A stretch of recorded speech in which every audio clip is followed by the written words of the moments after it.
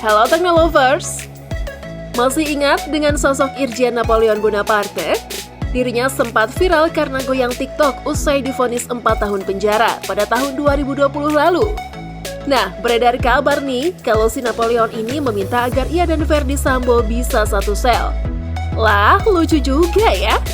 Nah, sama-sama pernah memiliki jabatan tinggi di kepolisian. Tentu pundi-pundi rupiah serta kekayaan dari mereka berdua ini terbilang fantastis. Penasaran dengan perjalanan karir dan kekayaan mereka? Yuk langsung saja simak informasinya dalam video berikut ini.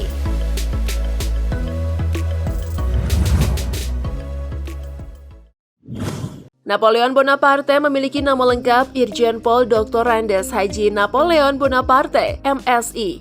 Ia lahir di Batu Raja, Sumatera Selatan pada tanggal 26 November 1965.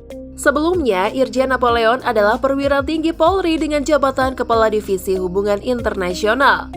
Ia adalah seorang terpidana kasus korupsi Joko Chandra yang diungkap kasusnya oleh Ferdy Sambo pada tahun 2020. Hingga akhirnya ia divonis hukuman penjara selama 4 tahun. Subsider 6 bulan kurungan oleh Pengadilan Tipikor dan didenda sebesar 100 juta rupiah. Ferdy Sambo memiliki nama lengkap Irjen Pol Ferdy Sambo SHSIK MH. Ia lahir di Kabupaten Baru, Sulawesi Selatan pada tahun 19 Februari 1973. Jabatan sebelumnya adalah Dirtipidum Bareskrim Polri 2019, dipromosikan menjadi Kadif Propam Polri 2020, dan dimutasi sebagai Patian Mapolri 2022. Berbeda dengan kasus Napoleon, Ferdy Sambo ini tengah viral sebab skandal pembunuhan berencana yang menewaskan Brigadir J. Ia pun ditetapkan sebagai tersangka dan terancam hukuman seumur hidup.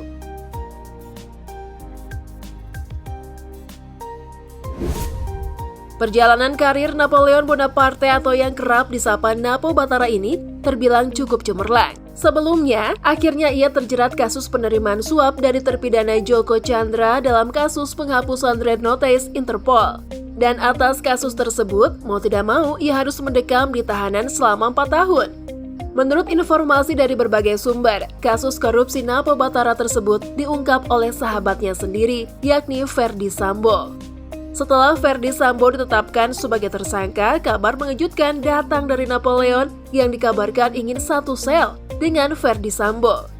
Entah apa maksud dari keinginan Napoleon tersebut, apakah karena Irjen ingin temu kangen bersama sahabatnya tersebut, atau ia ingin membalaskan dendam ke Ferdy Sambo yang telah membocorkan kasus suap yang ia lakukan.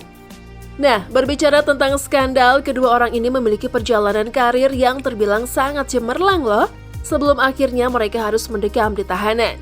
Nah, kita mulai dari Irjen Napoleon terlebih dahulu. Irjen Napoleon memulai karirnya di tahun 2006 dengan menjadi Kapolres Komering Ulu, Polda Sumsel. Sebelumnya, Napoleon menjabat sebagai Wakil Direktur Reskrim Polda Sumatera Selatan selama 2 tahun. Di tahun 2009, Napo Batara resmi dilantik sebagai Direktur Reskrim Polda DIY dan pada 2011 ia menjabat sebagai Kasubdit 3 di Tipidum Bareskrim Polri. Pada 2016, ia memulai karirnya di Interpol sebagai Kabag Konvinter Set NCB Interpol Indonesia, Divhubinter Polri, hingga menjadi Ses NCB Interpol Indonesia, Divhubinter Polri pada 2017. Di tahun 2020, Napoleon Bonaparte resmi diangkat menjadi Jenderal Bintang 2. Namun sayang pada tahun itu juga kasus suap Joko Chandra terbongkar dan membuatnya dicopot dari jabatan Kadifhubinter. Tak hanya Napoleon, Ferdy Sambo pun juga memiliki jejak karir yang tak kalah cemerlang. Menjalani pendidikan perwira pertama atau PAMA dari 1994 sampai 1995, hingga akhirnya bertugas sebagai Pamapta atau Perwira Samapta di Polres Metro Jakarta Timur. Dan mulai 1995 sampai 1997, ia menjadi Katim Tekab atau Tim Khusus Anti Bandit di Polres Metro Jakarta Timur. Karir dari Ferdy Sambo pun kian menanjak dan berpindah-pindah jabatan di wilayah hukum Polda Metro Jaya sampai tahun 2003. Dikarenakan pada tahun 2003 ia dimutasi ke wilayah hukum Polda Jawa Barat sampai tahun 2008. Hingga akhirnya kembali ke wilayah hukum Polda Metro Jaya pada 2008 sampai 2012. Dan pada tahun 2012, Irjen Ferdy Sambo sempat menjadi Kapolres Purbalingga. Kemudian Kapolres Brebes pada 2013 lalu pada tahun 2015, ia kembali ke Polda Metro Jaya dan bergelut di Barreskrim Polri. Hingga pada tahun 2020-2022, Ferdy Sambo menjadi Kadif Propam Polri. Dan terakhir ia menjadi Patian Mapolri atau 2022. Namun sayang, karir Ferdy Sambo harus terhenti sebab kasus pembunuhan berencana yang ia lakukan pada Brigadir J tersebut. Dan ia harus siap jika ancaman hukuman seumur hidup itu benar-benar terjadi.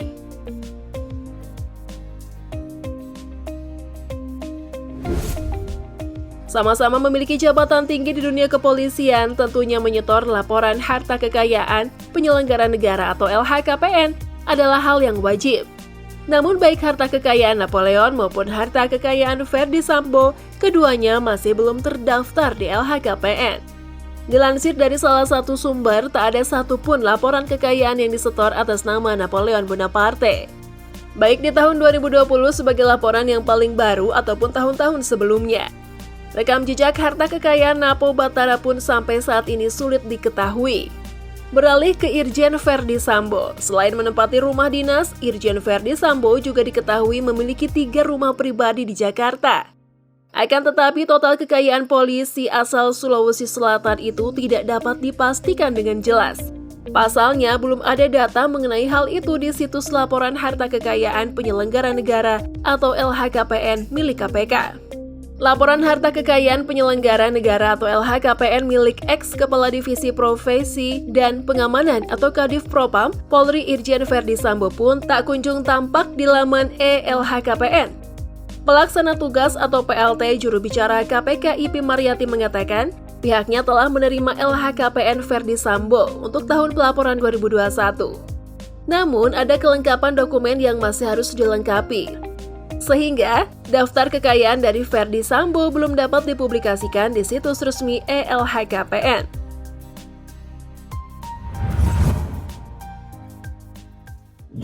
Dari pembahasan tadi, menurut aku yang cukup menarik adalah keinginan Irjen Napoleon untuk satu sel dengan Irjen Ferdy Sambo.